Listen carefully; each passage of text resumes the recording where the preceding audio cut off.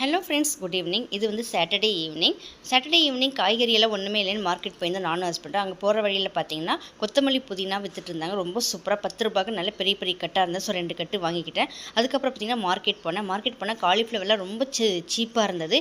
ஒரு cauliflower 15 rupees 20 rupees தான். So 20 ருபீஸ்க்கு 2 காலிஃப்ளவர் வாங்கிட்டேன். பசங்களுக்கு வந்து காலிஃப்ளவர் சில்லின்னு ரொம்ப பிடிக்கும்.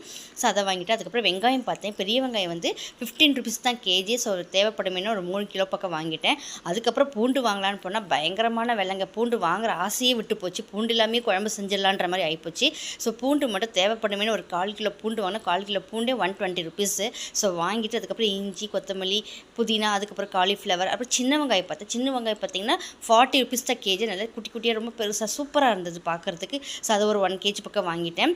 சமையல் செய்கிறதுக்கு பூண்டே இல்லாமல் செஞ்சிடலாம் போல இருக்குது. இதை வந்து உங்களுக்கு கூட ஷேர் பண்ணணும்னு நினச்சி அதை ஷேர் பண்ணேன். பிடிச்சிருந்தா லைக் பண்ணுங்கள்.